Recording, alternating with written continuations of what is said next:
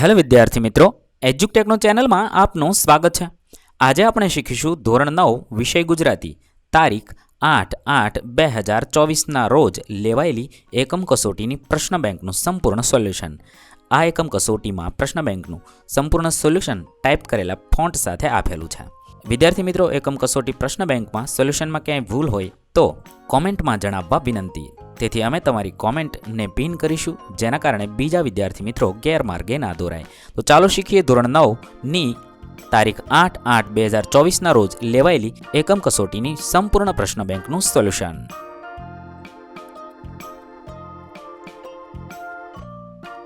અહીંયા આજ રોજ તારીખ 8/8/2024નું સંપૂર્ણ સોલ્યુશન જોઈએ. વિભાગ એમાં પ્રશ્ન નંબર 1 નીચેના જોડકા યોગ્ય રીતે જોડીને ફરીથી લખવાનું છે. કૃતિ છે અને કર્તા છે. કૃતિ ગુર્જરીના ગૃહકુંજે, જવાબ થશે સુંદરમ. બીજી કૃતિ છે ગોપાળ બાપા, જવાબ થશે દર્શક. અથવામાં કૃતિ અને સાહિત્ય પ્રકાર છે ગુર્જરીના ગૃહકુંજે, જે ગીત છે. બીજું છે ગોપાળ બાપા, જે નવલકથા ખંડ છે. ત્યાર પછી કૃતિ અને સંદર્ભ ગ્રંથ. પહેલું છે ગુર્જરીના ગૃહકુંજે, તે વસુધામાંથી લેવામાં આવેલું છે. અને ગોપાળ બાપા, જે ઝેર તો પીધા છે જાણી જાણી, તેમાંથી લેવામાં આવી છે. ત્યાર પછી પાત્ર અને ઉક્તિ છે. એક માંડણ ભગત, મૂડી તો માય પડી જ છે, એ તેમની ઉક્તિ છે. બીજું છે ગોપાળ બાપા, તેમની ઉક્તિ છે માંગણી કરે તે વર્ષે 3 વર્ષ થઈ ગયા. આ રીતે તમે ઉક્તિ અને પાત્ર જોડશો. ત્યારબાદ કૃતિ અને વિષય છે. પહેલું ગોપાળ બાપા, તેને પરમાર્થનો મહિમા સાથે જોડીશું. અને બીજું છે ગુર્જરીના ગૃહકુંજે, તે વતન પ્રેમનો મહિમા દર્શાવવામાં આવ્યો છે. ત્યારબાદ પ્રશ્ન નંબર 1બ, નીચે આપેલ વિકલ્પોમાંથી યોગ્ય વિકલ્પ પસંદ કરી ખાલી જગ્યા પૂરો. 1. લેખકે મહારાજા શ્રીમંત સયાવજી રાવને ખાલી જગ્યા કહ્યા છે, તો સ્વપ્નસેવી કહ્યા છે. 2. જીર્ણ શિવાલય ખાલી જગ્યા સરકારે બંધાવ્યું હતું, પેશવા સરકારે બંધાવ્યું હતું. 3. ગોપાળ બાપાના ગુરુ ખાલી જગ્યા હતા, માંડણ ભગત હતા. 4. ગોપાળ બાપાના મિત્ર જરિયાની ખાલી જગ્યામાં ભાગીદાર હતા, કોલિયરીમાં ભાગીદાર હતા. 5. મનુભાઈ પંચોળીએ ખાલી જગ્યા ગ્રામ વિદ્યાપીઠમાં રહી રાષ્ટ્રીય કેળવણી અંગે ઉત્તમ કામગીરી કરી, તો લોકભારતી. ત્યારબાદ સવાલ નંબર 6, મનુભાઈ પંચોળીને ભારત સરકારના ખાલી જગ્યા એવોર્ડથી સન્માનિત કરવામાં આવ્યા છે, પદ્મ વિભૂષણ. 7. અષાઢના ખાલી જગ્યા જીલ્યા રણજણતા ઉરતંતે, અહીંયા ઘનગર્જન એમ લખીશું. 8. ગુર્જરીના ગૃહકુંજે કાવ્ય ખાલી જગ્યા રાગમાં સ્વરબદ્ધ થયું છે, કાફી રાગમાં. 9. જીવન જંગે જગતભમાં પણ વિસર્યા નહીં, ખાલી જગ્યા ગૃહમાયા. 10. સુંદરમે ખાલી જગ્યા આશ્રમમાં પૂર્ણયોગના સાધક તરીકે જીવન વિતાવ્યું હતું, શ્રી અરવિંદ આશ્રમમાં. ત્યારબાદ ક, નીચે આપેલ પ્રશ્નોના એક વાક્યમાં ઉત્તર લખો. સવાલ નંબર 1, મહારાજા સયાજીરાવમાં કઈ શક્તિ હતી? મહારાજા સયાજીરાવમાં માણસને પારખવાની શક્તિ હતી. 2. જમીનની ખટપટ કરે છે એટલે શું? જમીન અંગે વાટાઘાટ કરે છે. 3. ગોપાળ બાપા પાઠના કેન્દ્રમાં કઈ બે વ્યક્તિઓ વચ્ચે સંવાદ છે? ગોપાળ બાપા પાઠના કેન્દ્રમાં ગોપાળ બાપા અને મહારાજા સયાજીરાવ, આ બે વ્યક્તિઓ વચ્ચે સંવાદ છે. માંડણ ભગતની કઈ ભલામણ આજના યુગને બંધ બેસતી છે? માંડણ ભગતની ધરતીને સેવવાની ભલામણ આજના યુગને બંધ બેસતી છે. સાચું જીવતર જીવતા ગોપાળ બાપા કેવા લાગે છે? સાચું જીવતર જીવતા ગોપાળ બાપા આપણી સંત પરંપરાના વારસદાર જેવા લાગે છે. 6. ગુર્જરીનું ગૃહ એટલે કોનું ગૃહ? જ્યાં ગુજરાતી ભાષા બોલાય છે એ ગુજરાતીનું ગૃહ. સવાલ નંબર 7, સુંદરમનું પૂરું નામ જણાવો. જવાબ થશે ત્રિભુવનદાસ પરસોત્તમદાસ લુહાર. 8. જીવનની સફળતા નિષ્ફળતાનો ઉલ્લેખ કઈ પંક્તિમાં જોવા મળે છે? જીવન જંગે જગતભમાં પણ વિસરા નહીં ગૃહમાયા, આ પંક્તિમાં જોવા મળે છે. 9. ગુર્જરીના ગૃહકુંજે કાવ્યમાં ધ્રુવ પંક્તિ કઈ છે, તેનો ઉલ્લેખ કેટલી વાર થયો છે? આ કાવ્યમાં ધ્રુવ પંક્તિ છે ગુર્જરીના ગૃહકુંજે અમારું જીવન ગુંજે ગુંજે, આ પંક્તિનો ઉલ્લેખ 7 વાર થયો છે. 10. નીચેનામાંથી કયું સર્જન મનુભાઈ પંચોળીનું નથી?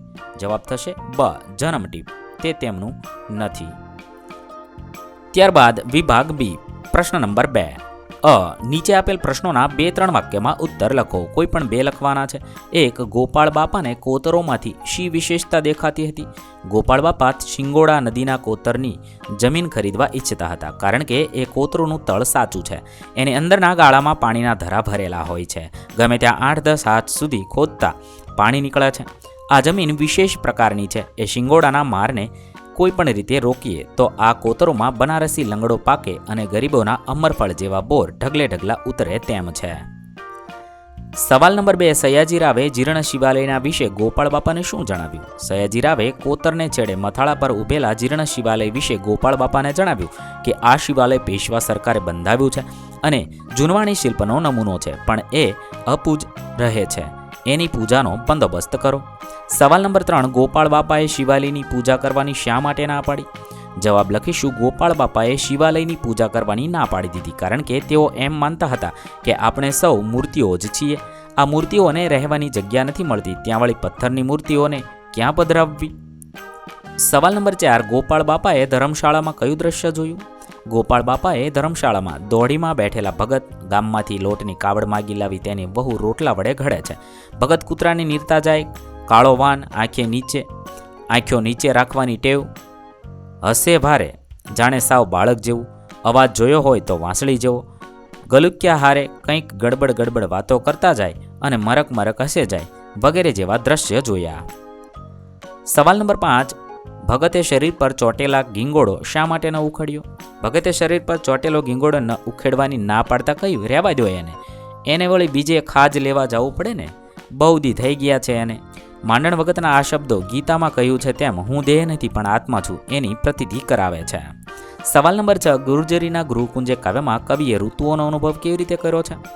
અહીં જ કવિએ શિયાળામાં ઠંડી ઉડાડવા સગડીમાં તાપણું કરીને તાપ્યા, વસંત ઋતુમાં કોયલના મધુર ટહુકાર સાંભળ્યા, અષાઢ મહિનામાં અમારા હૃદયમાં રણજણી રહેલા તારે વાદળોની ગર્જના ઝીલી છે. સવાલ નંબર 7. ગુર્જરીના ગૃહકુંજે કાવ્યમાં કવિએ કુદરત સાથે તાદાત્મ્ય કેવી રીતે અનુભવ્યું છે? કુદરત સાથેના તાદાત્મ્યમાં કવિનો અનુભવ કહે છે કે અમે અહીંના ખેતરમાં, ડુંગરમાં અને કોતરમાં ઘૂમ્યા, અહીંની નદીઓમાં નાહ્યા અને કુદરતના પાનેતરમાં આળોટ્યા. અહીં અમે તમારા ધન અર્પણ કર્યા, પુરુષાતનના પ્રાણ સમર્પિત કર્યા, વિશ્વરૂપી વાડીને સુફલિત કરવા અમારી નસે નસમાં રસ અર્પણ કર્યા. સવાલ નંબર 8.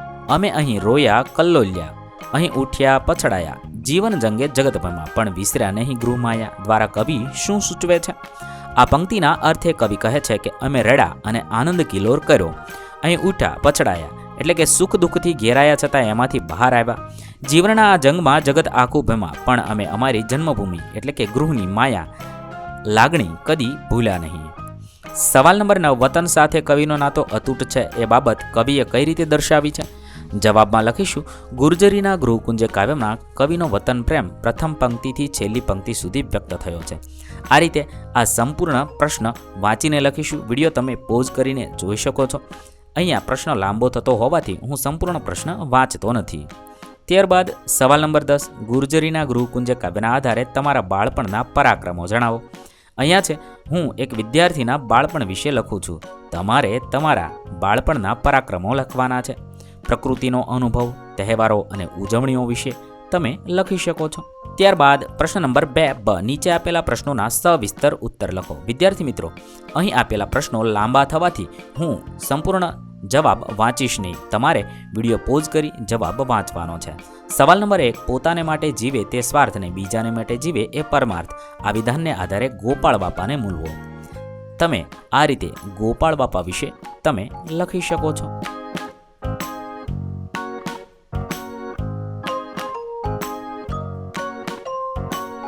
સવાલ નંબર 2. શાંતિ પમાડે તે સંત એ ઉક્તિને આધારે માંડણ ભગતનું પાત્ર નિરૂપણ કરો. તમે માંડણ ભગત વિશેષમાં આ રીતે લખી શકો છો. વિડીયો લાંબો થવાથી હું સંપૂર્ણ જવાબ વાંચતો નથી. તમે પોઝ કરીને લખી શકો છો. સવાલ નંબર 3. મૂડી તો માય પડી જ છે માંડણ ભગતના વિધાનનું તાત્પર્ય શું છે? તમે અહીં આપેલો પ્રશ્ન આ મુજબ લખશો.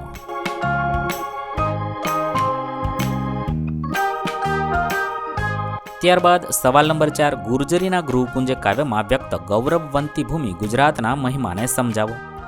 તમે આ મુજબ તેનો જવાબ લખી શકો છો. સવાલ નંબર 5, તમારા બાળપણના સંસ્મરણોનો એકાદ અનુભવ વર્ણવો. અહીંયા છે મેં એક વિદ્યાર્થીના બાળપણ વિશે લખ્યું છે. તમારે તમારા બાળપણ વિશે લખવાનું છે. વિભાગ સી, પ્રશ્ન નંબર 3, માગ્યા પ્રમાણે ઉત્તર લખો. તેમાં એક, નીચેના વાક્યમાંથી રેખાંકિત વિશેષણનો પ્રકાર. આંખ અમારી ખુલી, અહીં પહેલી. પહેલી તે સંખ્યાવાચક વિશેષણ છે. બીજું છે વિશેષણ શોધી પ્રકાર જણાવો. મૂડી નાખતા પહેલા 100 ગળણે ગાણીએ. અહીંયા 100 એ સંખ્યાવાચક વિશેષણ છે. 3, નીચેનામાંથી કયા વાક્યમાં વિશેષણનો ઉપયોગ થયો નથી. અહીંયા અવાજ જોયો હોય તો વાંસળી જેવો. તેમાં વિશેષણનો ઉપયોગ થયો નથી. 4, નીચેના વાક્યમાં કયું વાક્ય ગુણવાચક વિશેષણનું નથી તે શોધીને લખવાનું છે. અહીંયા છે ક જવાબ થશે. રાજાના ખજાનામાં અઢળક સોનું હતું. તમે આ જવાબ લખશો. 5, નીચેનામાંથી અવિકારી વિશેષણ શોધો. અહીંયા ચાલાક એ અવિકારી વિશેષણ છે. ત્યારબાદ બ, નીચેના વાક્યમાંથી સર્વનામ શોધો. 1, પહેલું મંદિર જોયું, સર્વનામ શોધો. અહીંયા પહેલું એ સર્વનામ છે. બીજું, મેં ધારી ધારીને બોલનારને જોયો, સર્વનામ થશે મેં. 3, નામને બદલે પ્રયોજાય તેને શું કહેવામાં આવે છે? તો તેને સર્વનામ કહેવાય છે. જવાબ થશે ડ, સર્વનામ. મારે અહીંયા અ પર વર્તુળ થયું છે, તમે ડ પર કરશો. ત્યારબાદ 4, પણ ત્યાં મૂર્તિને નામે આશરો સૌને મળે તેમ કરજો, સર્વનામ. ત્યાં જે સ્થાનવાચક છે. 5, જેમાં સર્વનામ પ્રયોજ્ય હોય તેવું વાક્ય. અમે એક કૂતરો પાળ્યો છે. અહીંયા અમે એ સર્વનામ છે. ત્યારબાદ વિભાગ ડી, પ્રશ્ન નંબર 4 છે. નીચે આપેલ કાવ્ય વાંચી તેની નીચે આપેલા પ્રશ્નોના ઉત્તર. અહીં આપેલું કાવ્ય વાંચવાનું છે, સમજવાનું છે અને તેના આધારે પ્રશ્નોના જવાબ લખીએ. સવાલ નંબર 1 છે, કવિને ભોમ્યા વિના ક્યાં ભમવું હતું? કવિને ભોમ્યા વિના ડુંગરા ભમવાતા. બીજો છે, કવિને ભોમ્યા વિના શું શું ભમવું હતું? કવિને ભોમ્યા વિના ડુંગરા, જંગલની કુંજ કુંજ, કોતરો અને કંદરા, ઝરણા, સરોવરની પાળ, હંસોની સંખ્યા અને કોયલના મધુર અવાજને કવિ ભોમ્યા વિના ભમવા માંગે છે. સવાલ નંબર 3 છે, કવિ શી રીતે પડઘા ઝીલવા ગયા હતા? કવિ એકલા આકાશ તળે ઊભા રહીને હૃદયના બોલનો પડઘો ઝીલવા ગયા હતા. બીજું કાવ્ય છે તે વાંચવાનું છે, સમજવાનું છે અને તેના આધારે નીચેના પ્રશ્નોના જવાબ લખવાના છે. 1, કવિની દુનિયામાં ક્યારે કલકલાટ જાગે છે? જ્યારે નાયિકા થાકી પાકી પાછી આવે છે ત્યારે કવિની દુનિયામાં કલકલાટ જાગે છે.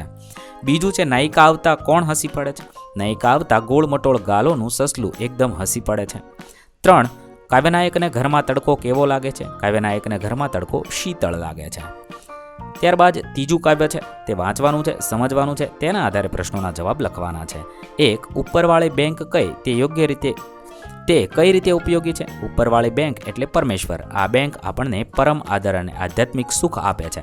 આ બેંક આપણને ક્યારેય ભૂખી સુવા દેશે નહીં. આમ આ ઉપરવાળી બેંક આપણને ખૂબ જ ઉપયોગી છે. બીજું છે, ધૂળિયો માર્ગ કવિને કેમ ગમે છે? કવિ માટે ધૂળિયો માર્ગ એ જીવનની સાદગી, સત્યતા અને પ્રાકૃતિક સુખનું પ્રતીક છે. ધૂળિયા માર્ગે કવિને લાગણીસભર અને માયાળુ માનવીઓનો સાથ મળે છે, માટે કવિને ધૂળિયો માર્ગ ગમે છે. ત્રીજું છે, કાવ્યને યોગ્ય શીર્ષક. તો ધૂળિયો માર્ગ આ કવિતા માટે યોગ્ય શીર્ષક છે. ચોથી કવિતા છે વાંચવાની છે, સમજવાની છે, તેના આધારે પ્રશ્નોના જવાબ લખવાના છે. પહેલાનો જવાબ થશે, કવિએ ગુજરાતના સૌથી ઊંચા પર્વત ગિરનાર અને પ્રખ્યાત ઉત્સવ શરદ પૂનમ અને નવરાત્રિનો ઉલ્લેખ કર્યો છે. બીજાનો જવાબ થશે, ગુજરાતની પ્રજાની ઉત્સવ પ્રિયતા તથા તેની મીઠી અને હુંફાળી વાણી જેવા સદગુણને બિરદાવે છે. અને ત્રીજાનો જવાબ થશે, સાબર જળનો બુંગીઓ દ્વારા કવિ મહાત્મા ગાંધીજીનો ઉલ્લેખ કરે છે. ત્યારબાદ બ, નીચે આપેલ મુદ્દાઓ આશરે 150 શબ્દમાં નિબંધ લખવાનો છે. નિબંધ લાંબો થવાથી હું નિબંધ વાંચીશ નહીં, માત્ર અહીંયા લખું છું. તમારે નિબંધ વિડીયોને પોઝ કરીને જોવાનો છે, વાંચવાનો છે અને પછી લખવાનો છે.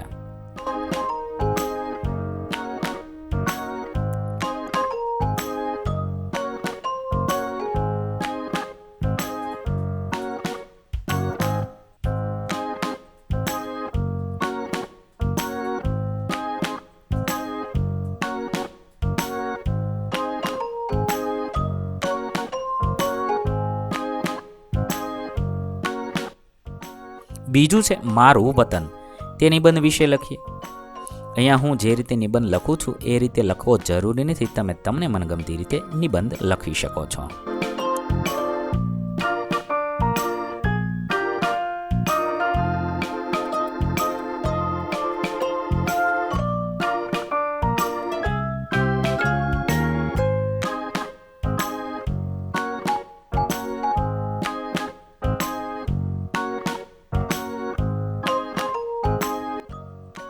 ત્રીજું છે આપણા તહેવારો.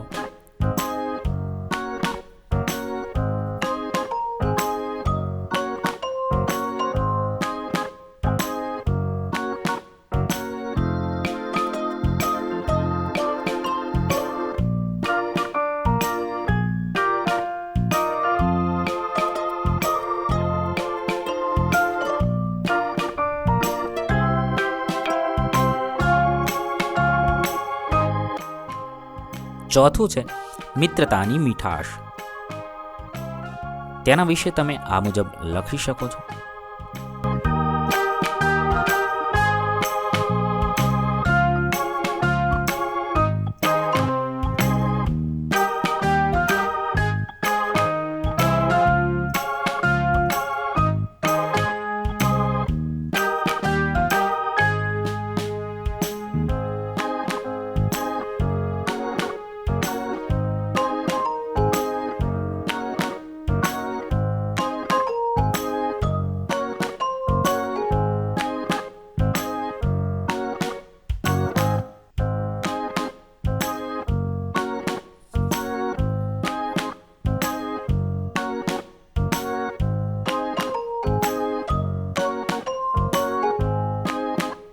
પાંચમું છે પુસ્તકો માનવીના સાચા મિત્ર.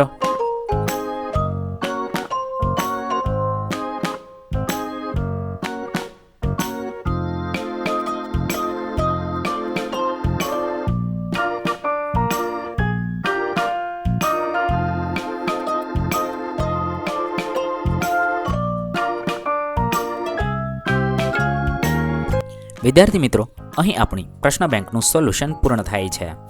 વિદ્યાર્થી મિત્રો, ધોરણ 10 ની વિજ્ઞાનનું પ્રશ્ન બેંકનું સોલ્યુશન જલ્દીથી આપણી ચેનલ પર ઉપલબ્ધ થશે. થેન્ક યુ દોસ્તો.